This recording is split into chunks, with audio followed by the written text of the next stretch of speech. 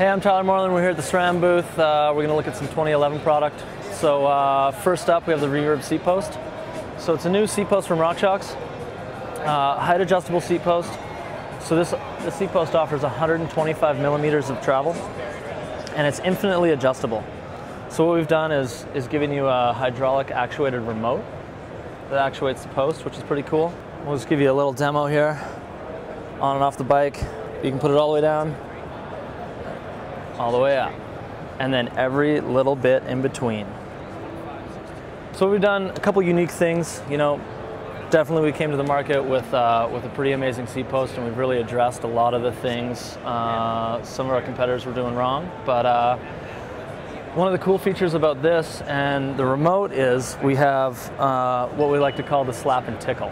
So you can actually adjust how fast it comes back and returns, which is pretty cool. The other one, just really easily serviceable at the shop level, which we like to promote and push. Obviously we've gone to a suspension type sealing system here, just like our forks.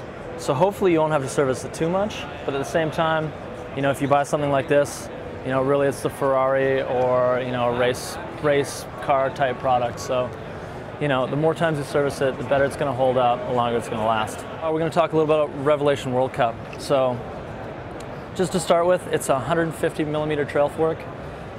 Unique to us is actually this year we're doing on the World Cup model a carbon taper crown and steer. So pretty cool. The weight is amazing on this fork. Some of the other features, kind of starting on the top down, is our motion control black box on this one. So obviously our compression damping brain inside this fork, and then an easily adjustable rebound on the bottom.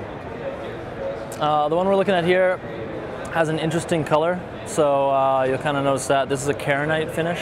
So it's proprietary to the Karenite brand, and it's actually a treatment to the magnesium versus paint. So what we're doing is saving about 20 grams on this, and that's 20 grams over about white paint. You'll see this treatment on the Revelation World Cup and the SID World Cup, just to try and save any weight possible. Really, you know, with us, it's all about the details, which is pretty cool. And on the spring side, so this is a dual air fork that we're looking at. We also have another one that I'm going to show you. It's a dual position air. So this is a travel adjust. It's a climbing feature. Obviously these forks are really easy and serviceable on the shop floor, but with this, you get a climbing feature, which is super cool.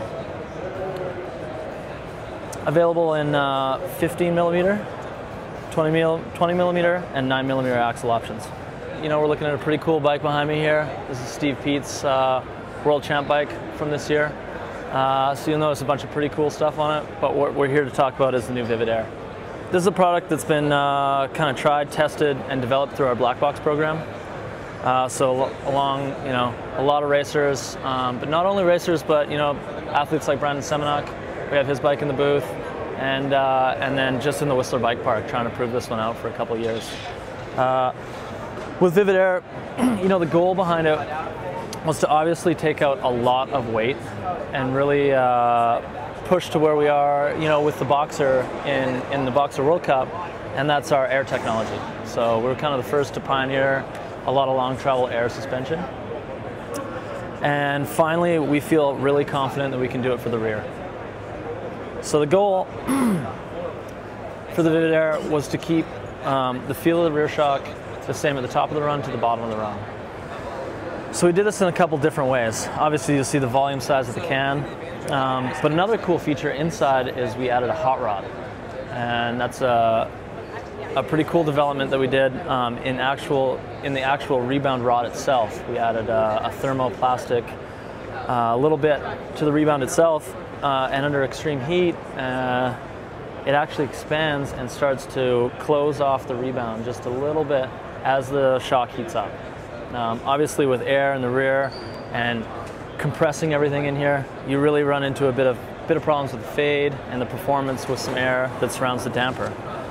But we were able to take the Vivid itself, and it's definitely tried and true through our racers and development program, and add an air can onto it. So we didn't really start fresh with this, which was kind of nice, actually, from a testing perspective. And there's definitely some unique characteristics to the air itself. So we have a couple features to talk about. Obviously, the beginning stroke rebound, which is here, easily adjustable with the knob. We got slow for turtle, fast for rabbit. But these come with different tunes, and that's really specific to what bike it goes on. So see your dealer for specific tunes on your bikes. Really important that you get a good high-speed compression tune. The other one is a low-speed compression and an ending stroke rebound. So what we can do with this is really have it pretty slow off the initial kind of what I like to say living room test or regular rebound setup, as you can run it a little slow, and you can start to speed things up with your ending stroke. So when you come off a jump, you land and you run through all your travel, you actually recover quicker and into that stroke, but you're not getting bucked over the bars. You're actually slowing down progressively, which is actually really cool. So you can see we've got it on Steve Pete's bike here. So he's been running it and testing it. So you're saving quite a bit of weight over a Vivid coil. It's about 455 grams over a coil spring on a regular Vivid, which is pretty huge.